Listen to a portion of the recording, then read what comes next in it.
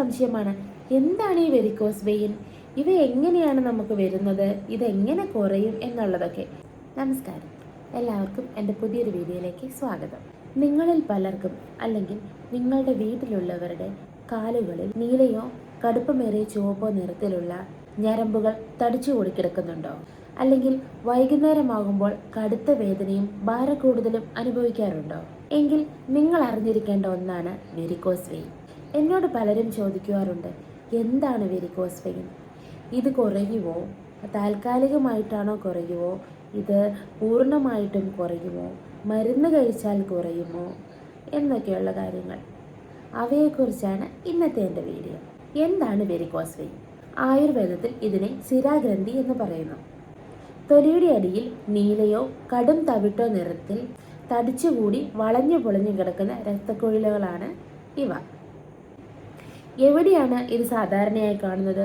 കാലുകളിലാണ് ഇത് കൂടുതലായിട്ട് കാണപ്പെടുന്നത്. എന്തുകൊണ്ടാണ് വെരിക്കോസ് വെയിൻ ഉണ്ടാവുന്നത്? നമ്മുടെ ശരീരത്തിലെ അശുദ്ധ രക്തം, അതായത് ഓക്സിജൻ കുറഞ്ഞ രക്തം, അതായത് വളരെ ലളിതമായി പറയുകയാണെങ്കിൽ നമ്മുടെ ശരീരത്തിന് ആവശ്യമായ പോഷകങ്ങളും ഓക്സിജനും ഒക്കെ എത്തിച്ചു കഴിഞ്ഞ് തിരികെ വരുന്ന ഉപയോഗിച്ച രക്തം, ഇവ കാലുകളിലൂടെ തിരികെ ഹൃദയത്തിലേക്ക് ചെല്ലുന്നു. ഈ രക്തം മുകളിലേക്ക് ഒഴുകുവാനായിട്ട് സിരകളുടെ ഉള്ളിൽ ചെറിയ ചെറിയ വാൽവുകളുണ്ട്.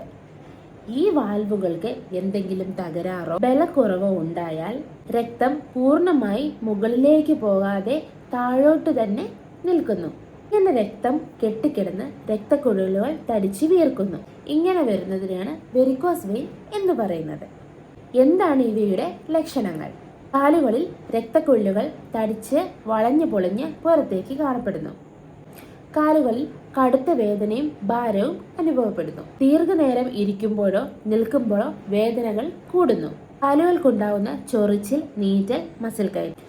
കൂടുതൽ ഗുരുതരമായാൽ കാലുകളിൽ കറുത്ത നിറവ്യത്യാസവും ഉണങ്ങാത്ത വ്രണങ്ങളും ഉണ്ടാവാം. ഇനി ഇവ ആർക്കൊക്കെ വരാം? കൂടുതൽ സമയം ഒരേ നിൽപ്പ് നിൽക്കുന്നവർക്ക് ഇവ കൂടുതലായി കാണാം.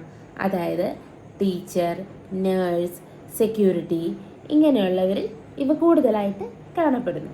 പാരമ്പര്യം, കുടുംബത്തിൽ ആർക്കെങ്കിലും ഉണ്ടെങ്കിൽ ഇവ വരാൻ കാരണമാണ്.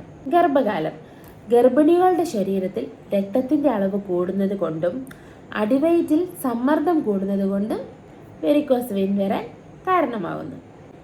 അമിതവണ്ണം, ശരീരഭാരം കൂടുന്നത് കൊണ്ട് കാലിലോട്ട് അധിക സമ്മർദ്ദമുണ്ടാവുന്നു.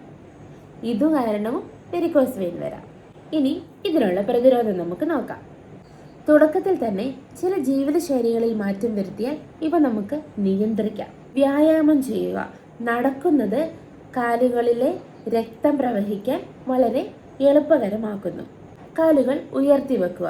പ്രത്യേകിച്ച് രാത്രിയിൽ കിടന്നുറങ്ങുമ്പോൾ കാലിൻ്റെ അടിയിൽ 2 തലയിണ വെച്ചിട്ട് കിടന്നുറങ്ങുകയാണെങ്കിൽ എളുപ്പത്തിന് ഈ രക്തങ്ങൾക്ക് ഒഴുകുവാനുള്ള കാരണമാവുന്നു. ഇത് നിയന്ത്രിക്കാൻ സാധിക്കും. കംപ്രഷൻ സ്റ്റോക്കിംഗ്, കാലുകളിൽ രക്തം കെട്ടിക്കിടക്കാതിരിക്കുവാൻ വേണ്ടി സഹായിക്കുന്ന ഒരു പ്രത്യേക തരം സോക്സാണിവ.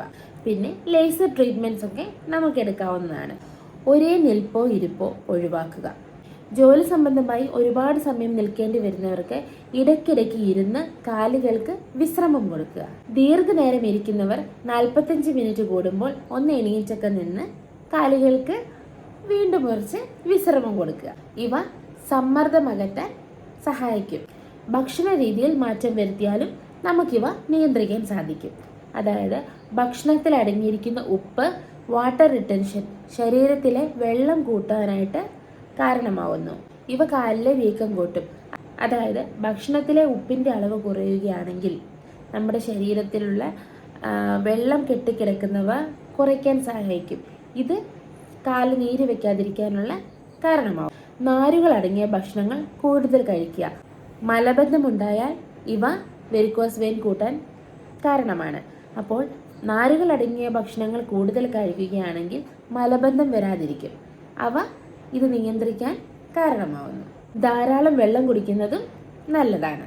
ഇറുകിയ വസ്ത്രമോ ഹൈ ഹീൽസ് ചെരുപ്പോ ധരിക്കാതിരിക്കുക. അരക്കെട്ടിലും തുടകളിലും അമിതമായി ഇറുകി പിടിച്ചിരിക്കുന്ന വസ്ത്രങ്ങൾ ധരിക്കുമ്പോൾ ഇവ രക്തപ്രവാഹത്തെ ബാധിക്കും. ഫ്ലാറ്റായ ചെരുപ്പുകളാണ് കാലിലെ പേശികൾക്ക് ഗുണമേറിയത്. ഹൈ ഹീൽസ് വെരിക്കോസ് വെയിൻ കൂട്ടാൻ സഹായിക്കത്തേ ഉള്ളൂ. ആയുർവേദത്തിൽ പരിഹാര മാർഗങ്ങൾ പറയുകയാണെങ്കിൽ മുരിങ്ങയില തോരൻ വെച്ച് കൂട്ടുകയാണെങ്കിൽ ശരീരത്തിലെ രക്തയോട്ടം കൂട്ടാൻ ഇവ സഹായിക്കും. ലഘുവായ മരുന്നുകളും നമുക്ക് കഴിക്കാവുന്നതാണ്. ശുദ്ധിക്കും നീര് കുറയ്ക്കുവാനും സഹായിക്കുന്ന ഗുഗ്ഗുലുവും കഷായവും വൈദ്യശാസ്ത്രത്തിന്റെ നിർദ്ദേശപ്രകാരം നമുക്ക് കഴിക്കാവുന്നതാണ്. കാലിലെ വേദനയ്ക്ക് സഹചരാതി തൈലം, പിണ്ടതൈലം ഇവയൊക്കെ വെച്ച് മേൽപോട്ട് വളരെ ലഘുവായിട്ട് മസാജ് ചെയ്ത് കൊടുക്കുന്നതും ഒരു പരിധി വരെ ഇത് കുറയ്ക്കാൻ കാരണമാവുന്നു. എല്ലാവർക്കും സംശയമുള്ള മറ്റൊരു കാര്യമാണ്. പലരും എന്നോട് ചോദിക്കാറുണ്ട്, ഡോക്ടറെ, ഈ അട്ടയെ കടിപ്പിക്കുന്നത് അതൊക്കെ സത്യമായിട്ടുള്ള കാര്യമാണോ?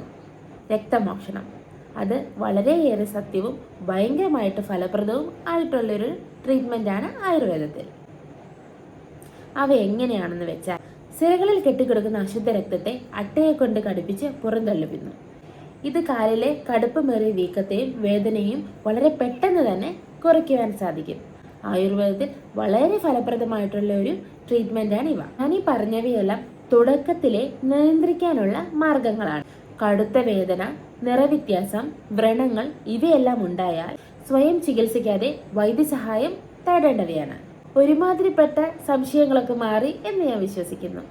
എല്ലാവർക്കും സംശയമാണ്, എന്താണ് ഈ വെരിക്കോസ് വെയിൻ, ഇവ എങ്ങനെയാണ് നമുക്ക് വരുന്നത്, ഇതെങ്ങനെ കുറയും എന്നുള്ളതൊക്കെ. ഇത് പൂർണ്ണമായിട്ടും കുറയ്ക്കാൻ സാധിക്കും എന്ന് ഞാൻ പറയുന്നില്ല, നിയന്ത്രിക്കാം. നമ്മൾ ആദ്യം തന്നെ ഇത് മനസ്സിലാക്കി ആദ്യം തന്നെ നിയന്ത്രിക്കാൻ ശ്രമിച്ചാൽ ഇത് വ്രണമോ കറുപ്പ് നിറത്തിലോ ഒന്നും ആവാതെ അതൊരു മിഡിൽ രീതിയിൽ അങ്ങ് പോകും.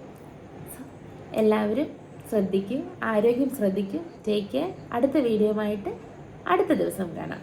Until then, bye-bye.